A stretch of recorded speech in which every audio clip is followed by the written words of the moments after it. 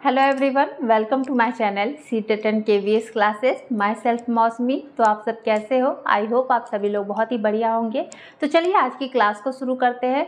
तो हम लोग भारतीय राष्ट्र आंदोलन जो है इसे कंप्लीट कर रहे थे, जिसकी एक क्लास जो है वो हो चुकी है और आज ये इसकी दूसरी क्लास है। तो भारतीय राष्ट्र आंदोलन जो है ये आपका बिहार शिक्षक भर्ती जो है उसमें क्लियर दे दिया गया है कि आपके इससे जो है प्रश्न पूछे जाएंगे। अब ऐसा नहीं है कि ये आपके सिर्फ बिहार 7th फेज में ही आपके लिए ज़रूरी है। इसके जो क्वेश्चन है इससे रिलेटेड वो आपको DSSB के एग्ज़ाम में भी देखे गए हैं, अदर टीचिंग एग्ज़ाम में भी देखे गए हैं। तो एक तरह से देखा जाए तो आपको हर एग्ज़ाम में इससे प्रश्न जो है वो रहते ही है। और हर एग्ज़ाम में ये जो आपका आता है भारतीय राष्ट्र आंदोलन, ये मॉडर्न हिस्ट्री के अंदर में आता है। तो एक तरह से देखिए तो आपका सारा सिलेबस जो होता है वो सेम होता है। जो आप यहाँ पढ़ रहे हो यही चीज़ आपको फिर DSSB के एग्ज़ाम में भी पढ़नी पड़ेगी। तो हर एग्ज़ाम का यही प्रोसेस रहता है। आज आप इस एग्ज़ाम के लिए पढ़ रहे हो, कल आपको दूसरे एग्ज़ाम के लिए यही चीज़ पढ़ना होगा, फिर आपको दूसरे एग्ज़ाम के लिए इसी चीज़ को पढ़ना पड़ेगा। तो एक ही बार में आपको अच्छे से कंप्लीट कर लेना है, ताकि अभी पढ़ लो तो फिर बाद में आपको ज़्यादा पढ़ना नहीं पड़े, आप बस रिविज़न कर सको। तो चलिए शुरू करते हैं। तो इसकी पहली क्लास में हमने क्या क्या पढ़ा था? हमने पढ़ा था कांग्रेस अधिवेशन के बारे में, और महत्वपूर्ण कांग्रेस अधिवेशन जो है उसे हमने देखा था। जैसे कि हमने पढ़ा था 1885 का जो अधिवेशन है वो कहाँ पे हुआ था, वो किसकी अध्यक्षता में हुआ था और उसकी विशेषता क्या थी। वैसे ही हमने देखा था 1887 का जो अधिवेशन है वो कहाँ पे हुआ था, किसकी अध्यक्षता में हुआ था, उसकी विशेषता क्या थी। 1905 का जो अधिवेशन था वो कहाँ पे हुआ था, तो बनारसी में हुआ था। उसके अध्यक्ष कौन थे, तो गोपाल कृष्ण गोखले थे। और उसकी विशेषता क्या थी, तो बंगाल विभाजन जो है उसकी आलोचना की गई थी। इस प्रकार से हमने सबके बारे में देखा था। और साथ ही कांग्रेस अधिवेशन जो है उससे रिलेटेड हमने कुछ इंपॉर्टेंट पॉइंट्स को भी डिस्कस किया था। तो जिसने भी उस क्लासेस को नहीं देखी है वो लोग प्लेलिस्ट में जाके जरूर देख लीजिएगा, और जो भी चैनल से नए जुड़े हैं वो लोग चैनल को सब्सक्राइब जरूर कर लीजिएगा। तो चलिए शुरू करते हैं। तो देखिए भारतीय राष्ट्र आंदोलन, ये जो भारतीय राष्ट्र आंदोलन है ये 1885 से लेकर 1947 तक की घटना है। यानी 1885 से 1947 तक जितनी घटनाएं हुई है वो सारी की सारी घटनाएं हमें इसमें पढ़ना है। तो आपने कल देखा था भारतीय राष्ट्र आंदोलन जो है उसे 3 चरणों में बांटा गया था। कौन कौन सा था? उदारवादी चरण था, उग्रवादी चरण था, गांधीवादी चरण था। इन 3 चरणों में भारतीय राष्ट्र आंदोलन को बांटा गया था। अब जो उदारवादी चरण है इसे नरमपंथी विचारधारा भी कहा जाता है। अब ये कहाँ कब से कब तक का होता है, तो 1885 से लेकर 1905 तक का जो होता है वो उदारवादी चरण होते हैं। और उग्रवादी चरण जो है वो क्या है, गर्मपंथी विचारधारा। ये 1905 से लेकर 1919 तक का जो समय आता है वो सब क्या होता है, उग्रवादी चरण में आते हैं। गांधीवादी चरण 1919 से लेकर 1947 तक का जो चरण आता है वो आपका क्या आता है, गांधीवादी चरण में। अब देखिए यहाँ से आपका कंप्लीट हो गया, यहाँ से स्टार्टिंग हुआ था जैसे 1885 से लेकर 1947 तक का घटना, यानी 1885 से शुरू हुआ है और अंत कहाँ पे हुआ है, गांधीवादी चरण में 1947 में। क्लियर है? तो अगर ये क्वेश्चन पूछता है कि उदारवादी चरण जो है वो कब से कब तक माना जाता है, जैसे ऑप्शन आपका रहा 1905 से 1919 तक, या 1919 से 1947 तक, या 1885 से लेकर 1905 तक। तो उदारवादी चरण कब से कब तक का है, तो 1885 से लेकर 1905 तक। इसे ध्यान रखना है और नोट भी कर लेना है। तो अब देखिए उदारवादी चरण, जो उदारवादी चरण है, उदार से ही क्या पता चलता है, यानी नर्म दिल के, उदार प्रवृत्ति के, झगड़े से दूर रहना, यानी कि हिंसा का रास्ता नहीं अपनाना। ये अहिंसा के रास्ते पे चलते हैं, हिंसा का रास्ता नहीं अपनाना।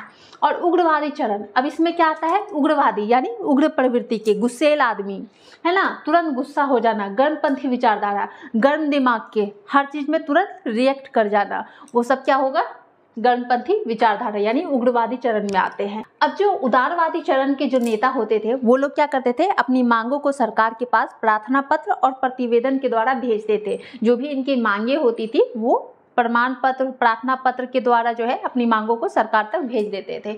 लेकिन गर्मपंथी विचारधारा जो है ये क्या है, उग्रवादी चरण। अब ये लोग जो है तुरंत रिएक्ट कर जाते, यानी तुरंत गुस्सा कर जाते। ये लोग में सब्र नहीं है ना। यानी सिंपल तरीका है कि अगर घी सीधे उंगली से नहीं निकले तो उंगली को टेढ़ा करना है। तो वही इनका प्रवृत्ति था। ये लोग जो अपनी मांग है वो प्रार्थना पत्र द्वारा अपने भेजते थे सरकार को, लेकिन अगर वो मांग जो है वो पूरी नहीं होती है तो ये लोग ठान लिए थे कि अगर मेरी मांग जो है वो तुरंत पूरी नहीं हुई तो हम लोग तुरंत आंदोलन पे उतर जाएंगे। तो ये जो आंदोलन वाला बात था, ये जो हिंसा का रास्ता था, ये उग्रवादी चरण में आता है। ठीक है, उग्रवादी मतलब ही गुस्सा, गर्मपंथी यानी कि गर्म दिमाग के, यानी कि तुरंत जो है आंदोलन पे उतर जाना। अगर सरकार इसकी मांग को पूरी नहीं कर रही है तो तुरंत आंदोलन पे उतर जाते थे। उदारवादी यानी उदार प्रवृत्ति के, नम्र दिल के, अपना जो भी मांग है वो सरकार के पास क्या करते थे, रिक्वेस्ट करके प्रार्थना पत्र के द्वारा भेजते थे। क्लियर है यहाँ तक?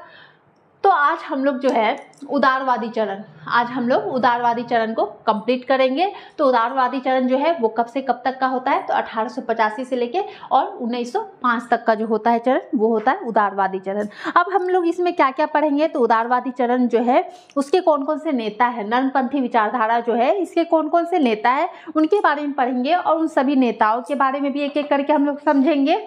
और साथ ही जो आपका उदारवादी चरण है इसकी संवैधानिक मांगे क्या थी, इसकी आर्थिक मांगे क्या थी, इसकी प्रशासनिक मांग जो थी वो क्या थी, इन सभी चीज़ों को आज हम लोग कंप्लीट करेंगे और साथ ही हम लोग कुछ प्रीवियस ईयर के क्वेश्चन को भी देखेंगे। तो चलिए शुरू करते हैं। तो देखिए उदारवादी चरण, अब जो उदारवादी चरण है ये 1885 से लेकर 1905 तक। अब ये बार बार आपको बोला जा रहा है 1885 से 1905, क्यों बोला जा रहा है, क्योंकि ये क्वेश्चन पूछ देता है कि उदारवादी चरण जो है वो कब से कब तक का है। तो आप लोगों को कंफ्यूज नहीं होना है, 1885 से 1905 तक का जो समय है वो उदारवादी चरण में आता है, यानी नर्मपंथी विचारधारा।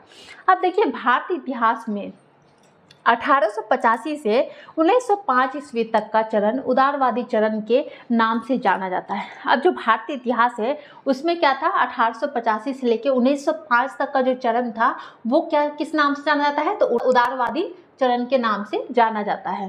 क्योंकि इस चरण में आंदोलन का नेतृत्व मुख्यतः उदारवादी नेताओं के हाथों में रहा है।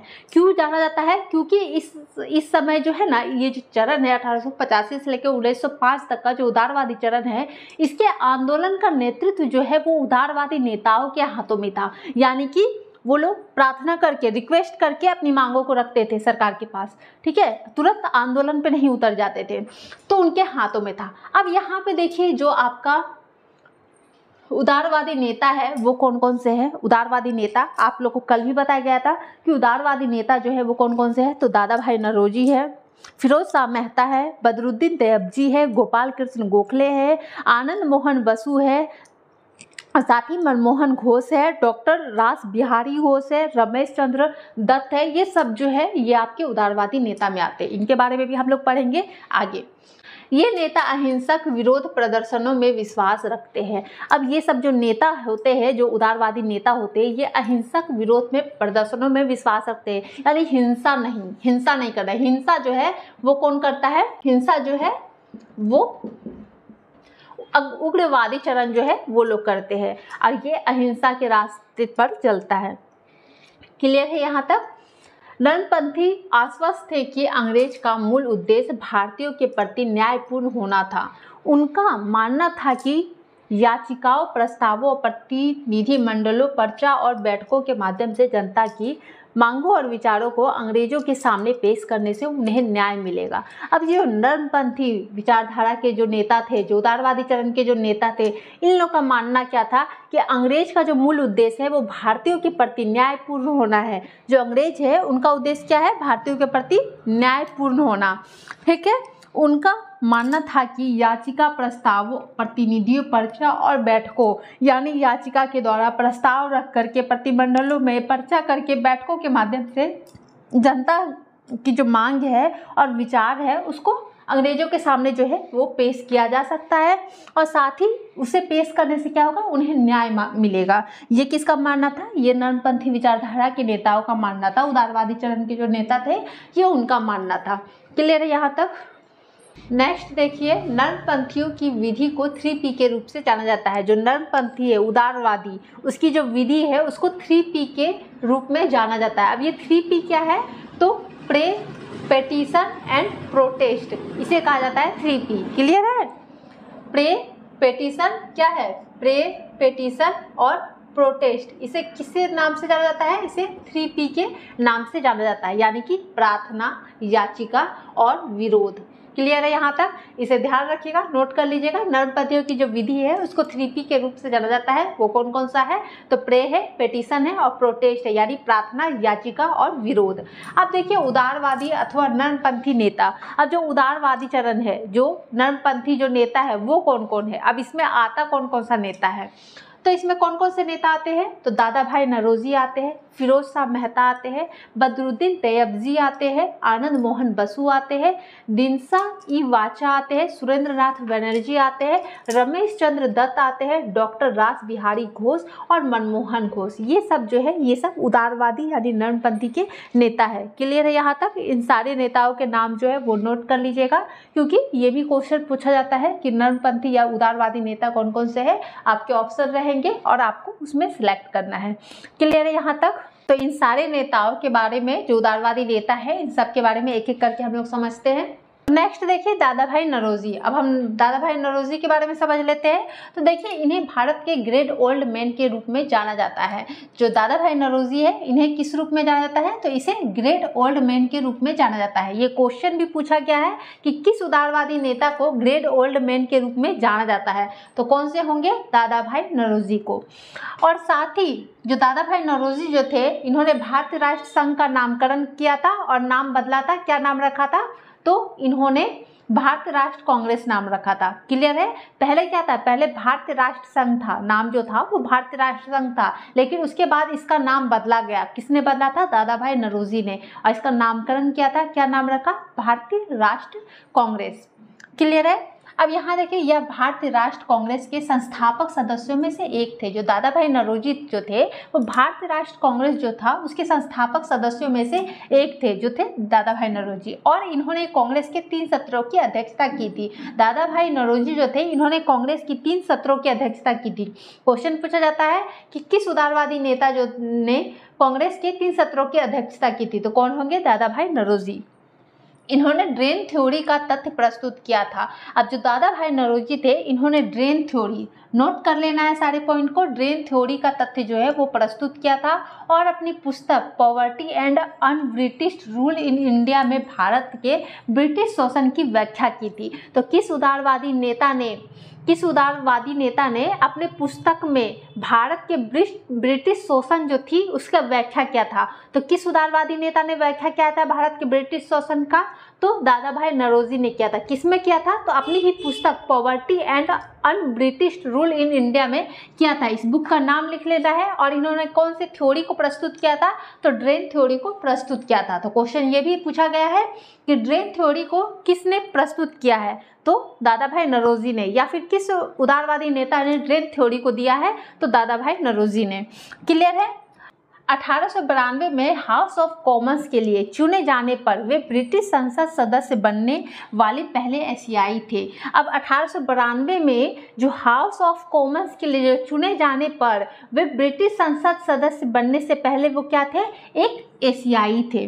भारत की राष्ट्र आय की गणना का प्रथम प्रयास दादा भाई नौरोजी ने किया था। अब जो भारत की राष्ट्र आय है उसकी गणना का प्रथम प्रयास किसने किया था, तो दादा भाई नौरोजी ने किया था। अब इससे क्वेश्चन क्या क्या बन जाता है, क्या क्या क्वेश्चन इसमें पूछा भी गया है। तो सबसे पहला क्वेश्चन जो आपका पूछा गया है वो था किस उदारवादी नेता को ग्रेट ओल्ड मैन के रूप में जाना जाता है, तो क्या होगा, दादा भाई नौरोजी को ग्रेट ओल्ड मैन के रूप में जाना जाता है। और साथ ही भारतीय राष्ट्र संघ का नाम बदल करके भारतीय राष्ट्र कांग्रेस किसने किया था, तो दादा भाई नौरोजी ने किया था। और साथ ही में ये भी एक क्वेश्चन बन रहा है कि भारतीय राष्ट्र कांग्रेस के संस्थापक सदस्यों में से जो एक सदस्य थे वो थे दादा भाई नौरोजी।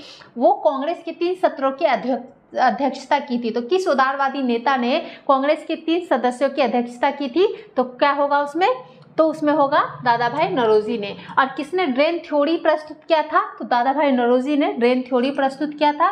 और दादा भाई नौरोजी की जो पुस्तक थी उसका नाम क्या था, poverty and un British rule in India. अब इस बुक में उन्होंने क्या चीज़ लिखा था, तो भारत के ब्रिटिश शोषण की व्याख्या की थी। तो ये भी पूछा जाता है किस उदारवादी नेता ने भारत के ब्रिटिश शोषण की व्याख्या की थी और किस पुस्तक में की थी, तो दादा भाई नौरोजी ने की थी poverty and un British rule in India की पुस्तक में की थी, जो उन्हीं के द्वारा लिखा गया पुस्तक था। अब नेक्स्ट है भारत की राष्ट्र आय की गणना का प्रथम प्रयास किसने किया था, तो भारतीय राष्ट्र गणना का प्रथम प्रयास दादा भाई नौरोजी ने किया था। दादा भाई नौरोजी जो थे वो एक उदारवादी नेता थे। क्लियर है यहाँ तक? नेक्स्ट देखिए फिरोज शाह मेहता। अब फिरोज शाह मेहता के बारे में समझ लेते हैं। तो इन्हें बॉम्बे का शेर के रूप में जाना जाता है। जो फिरोज शाह मेहता है इन्हें बॉम्बे के शेर के रूप में जाना जाता है। तो किस उदारवादी नेता को बॉम्बे के शेर के रूप में जाना जाता है, तो क्या होगा, फिरोज शाह मेहता को। और ये सारे प्रश्न जो है वो पूछे गए हैं, आपको ऐसे ही नहीं बताया जा रहा है, ये प्रश्न पूछा गया प्रश्न है। क्लियर है।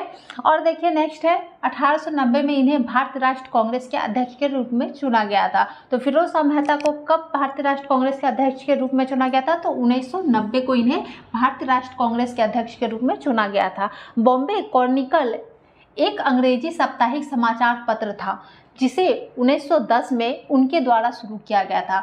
अब फिरोज शाह मेहता के द्वारा कौन सा साप्ताहिक समाचार पत्र है जिसे शुरू किया गया था? तो बॉम्बे क्रॉनिकल एक अंग्रेजी साप्ताहिक समाचार पत्र था। क्लियर है। जो बॉम्बे क्रॉनिकल था वो अंग्रेजी साप्ताहिक समाचार पत्र था जिसे 1910 में, कब? 1910 में फिरोज शाह मेहता के द्वारा इसे शुरू किया गया था। क्लियर है।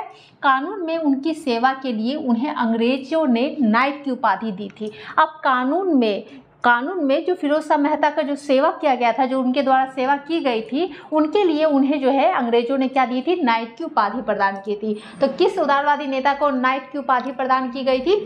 तो फिरोज शाह मेहता को। क्लियर है यहाँ तक। नेक्स्ट देखिए व्योमेश चंद्र बनर्जी। अब इसके बारे में देख लेते हैं। तो यह भारतीय राष्ट्र कांग्रेस के सह संस्थापकों में से एक थे। ये भी जो थे व्योमेश चंद्र बनर्जी, ये भी भारतीय राष्ट्र कांग्रेस के जो सह संस्थापक थे उनमें से एक थे। ये एक भारतीय बैरिस्टर थे। अब ये जो थे व्योमेश चंद्र बनर्जी जो थे, ये एक भारतीय बैरिस्टर थे। ये भारतीय राष्ट्र कांग्रेस के पहले अध्यक्ष थे। तो क्वेश्चन पूछा जाता है कि कौन भारतीय राष्ट्र कांग्रेस के पहले अध्यक्ष थे? तो कौन होगा? व्योमेश चंद्र बनर्जी। और ये भी पूछा जा सकता है कि कौन से उदारवादी नेता जो है वो भारतीय राष्ट्र कांग्रेस के पहले अध्यक्ष बने थे? तो व्योमेश चंद्र बनर्जी। क्लियर है। यह ब्रिटिश हाउस कॉमन्स का चुनाव लड़ने वाले पहले भारतीय थे। ये जो थे व्योमेश चंद्र बनर्जी, ये ब्रिटिश हाउस कॉमन्स का जो चुनाव है उसको लड़ने वाले ये पहले भारतीय थे।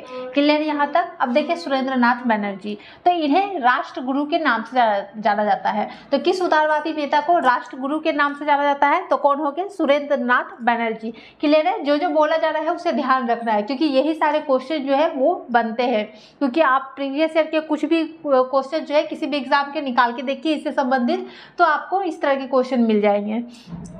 अब देखिए 1876 में इन्होंने राजनीतिक सुधार लाने के लिए इंडियन नेशनल एसोसिएशन की स्थापना की थी। ये जो सुरेंद्रनाथ बनर्जी थे, इन्होंने 1876 में राजनीतिक सुधार लाने की, जो राजनीति है उसमें सुधार लाने के लिए अपनी इच्छा थी कि उनको सुधार लाना है, तो वो राजनीति में सुधार लाने के लिए इंडियन नेशनल सोसाइटी की स्थापना की थी ताकि वो जो राजनीति है उसमें सुधार ला सके। इन्होंने द बंगाली नाम से एक अखबार शुरू किया था। तो ये पूछा जाता है कि किसने द बंगाली नाम का अखबार जो है वो शुरू किया था? तो सुरेंद्रनाथ बनर्जी ने। या किस उदारवादी नेता ने द बंगाली नाम के एक अखबार को शुरू किया था? तो कौन होंगे? सुरेंद्रनाथ बनर्जी। इन्होंने सविनय अवज्ञा आंदोलन का प्रस्ताव रखा था। अब ये जो प्रस्ताव है सविनय अवज्ञा आंदोलन जो है, इसका जो प्रस्ताव है वो किसने रखा था? तो सुरेंद्रनाथ बनर्जी ने रखा था। क्लियर है यहाँ तक। नेक्स्ट देखिए जस्टिस M.G. रानाडे। अब इनके बारे में समझते हैं। इन्हें राव बहादुर की उपाधि से सम्मानित किया गया था। तो किस उदारवादी नेता को राव बहादुर की उपाधि से सम्मानित किया गया था? तो कौन होगा? तो जस्टिस M.G. रानाडे को राव बहादुर की उपाधि से सम्मानित किया गया था। यह भारतीय राष्ट्र कांग्रेस के संस्थापक सदस्यों में से एक थे। अब ये जो भारतीय राष्ट्र कांग्रेस है उसके संस्थापक सदस्यों में से एक कौन थे? एक जस्टिस M.G. रानाडे भी थे। इन्होंने पूना सार्वजनिक सभा, प्रार्थना समाज और अहमदनगर एजुकेशन सोसाइटी की स्थापना में अहम योगदान दिया था। अब जो जस्टिस M.G. रानाडे थे, इन्होंने पूना सार्वजनिक सभा में, प्रार्थना समाज में और अहमदनगर में एजुकेशन सोसाइटी की स्थापना में इन्होंने अपना महत्वपूर्ण योगदान जो है वो दिया था। क्लियर है। नेक्स्ट देखिए गोपाल कृष्ण गोखले। यह एक महान समाज सुधारक और शिक्षाविद थे। ये जो थे गोपाल कृष्ण गोखले, ये एक महान समाज सुधारक और शिक्षाविद थे। 1905 में गोपाल कृष्ण गोखले ने सर्वर्स ऑफ इंडिया सोसाइटी की स्थापना की थी। तो क्वेश्चन रहेगा किस उदारवादी नेता ने सर्वर्स ऑफ इंडिया सोसाइटी की स्थापना की थी? तो गोपाल कृष्ण गोखले ने की थी। कब की थी? तो 1905 में।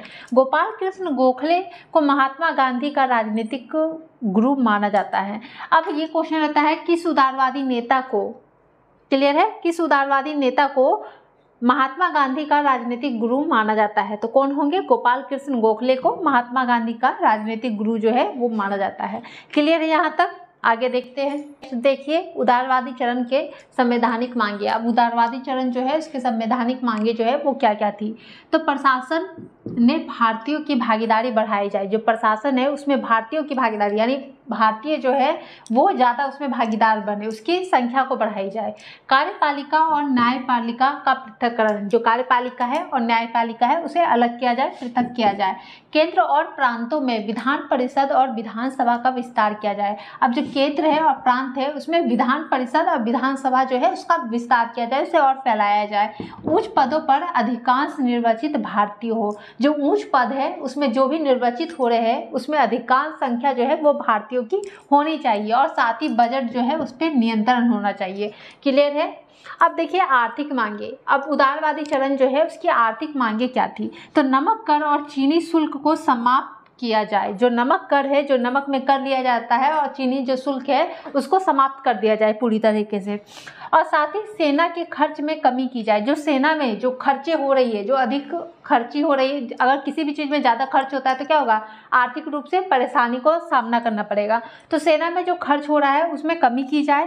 कृषकों के लिए बैंक की मांग, ठीक है, जो कृषक है उसके लिए बैंक की मांग की गई ताकि उसका भी कुछ मुनाफा हो पाए, वो भी अपना बचत कर पाए। सरकारी सहायता और टैरिफ संरक्षण के माध्यम से आधुनिक उद्योगों को प्रोत्साहन दिया जाए। अब इसमें क्या किया गया कि सरकारी सहायता और टैरिफ संरक्षण के माध्यम से जो आधुनिक उद्योग है उसको प्रोत्साहन दिया जाए, उसको बढ़ाया जाए। क्लियर है यहाँ तक।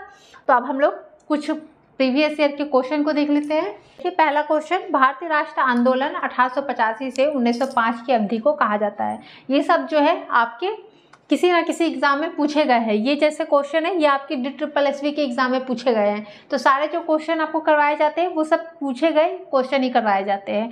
तो देखिए पहला का आंसर क्या होगा, 1885 से 1905 की अवधि को क्या कहा जाता है, उदारवादी चरण कहा जाता है, उग्रवादी चरण कहा जाता है, दादा भाई नौरोजी या गांधीवादी चरण। तो इसे क्या कहा जाता है, तो उदारवादी चरण कहा जाता है। 1885 से लेके 1905 तक की जो अवधि होती है उसे उदारवादी चरण कहा जाता है। नर्मदल।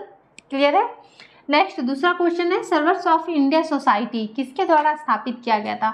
अब ये जो सर्वेंट्स ऑफ इंडिया सोसाइटी है ये किसके द्वारा स्थापित किया गया था, तो हमने पढ़ा है रामकृष्ण परमहंस के द्वारा, गोपाल कृष्ण गोखले के द्वारा, बाल गंगाधर तिलक के द्वारा या स्वामी विवेकानंद के द्वारा। तो किसके द्वारा जो है सर्वेंट्स ऑफ इंडिया सोसाइटी को स्थापित किया गया है, तो कौन होंगे, तो गोपाल कृष्ण गोखले होंगे। क्लियर है।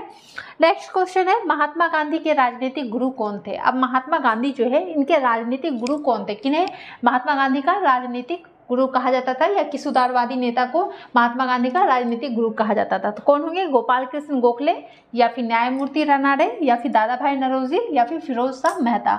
तो कौन होंगे, तो गोपाल कृष्ण गोखले को महात्मा गांधी का राजनीतिक गुरु जो है वो कहा जाता है। और दादा भाई नौरोजी जो है इन्होंने भारतीय राष्ट्र संघ जो था उसका नाम बदल के भारतीय राष्ट्र कांग्रेस किया था। क्लियर है यहाँ तक।